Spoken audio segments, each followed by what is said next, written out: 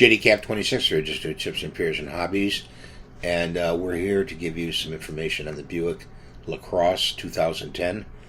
And basically, we had problems with the car at 102,000 miles. A lot of problems, actually. And my wife wants to keep the car. So the throttle body went, and it went into low power mode. Low power mode, it puts you at 20 to 30 miles an hour. It actually crawls. It won't drive very well. And she had it towed to the dealer to have it fixed, because the dealer has the computer for the throttle body. You can't bring it to just anybody. You got to bring it to the dealer to have it fixed once they replace that throttle body. That throttle body ran about $581.71 to repair and program it. And I don't know exactly what it does, but it limits I think the airflow coming into the throttle, or something opens and closes with the throttle.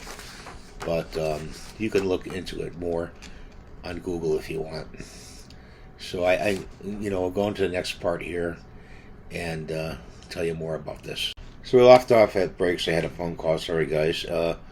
And the brakes will be about 482. And you could expect that double if it's front and rear. The transmission hose went on the car. I'm not saying it's going to go in your car. It could go in your car. That ran $415.59.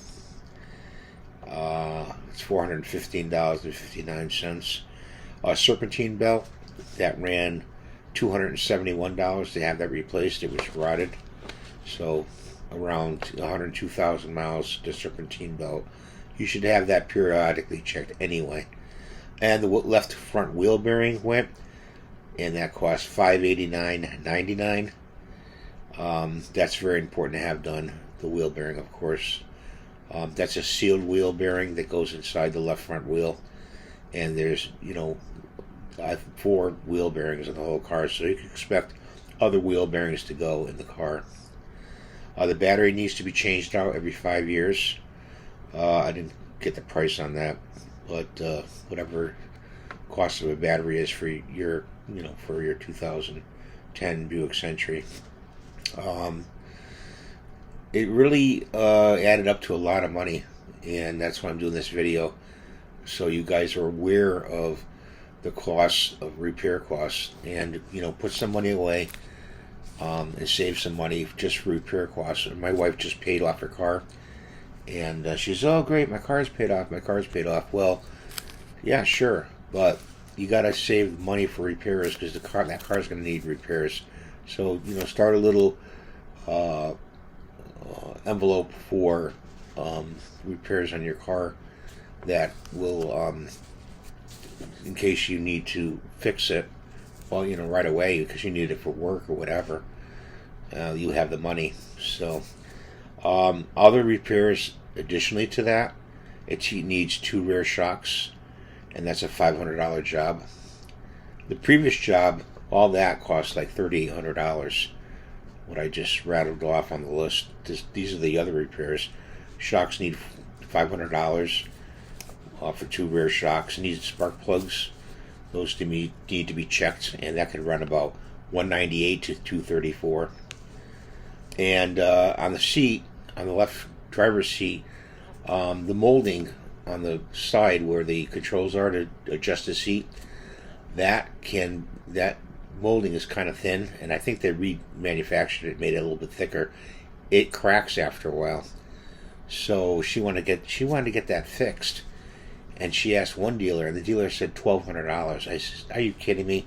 The part is only like $46, and then you snap the bracket back on." I said, "You got to check somewhere else." So that's one thing. That's the repairs I incurred with the 2010 Buick LaCrosse. And if I had said Buick Century before, I'm sorry. I did have a Buick Century before. I had to get rid of that. It had a unibody, and with a Buick Century unibody, the bottom of the frame got rusted out.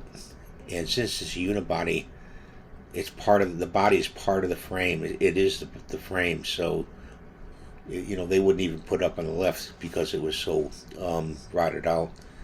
So that's kind of like something you should know about too. The Buick LaCrosse doesn't have that. The 2010.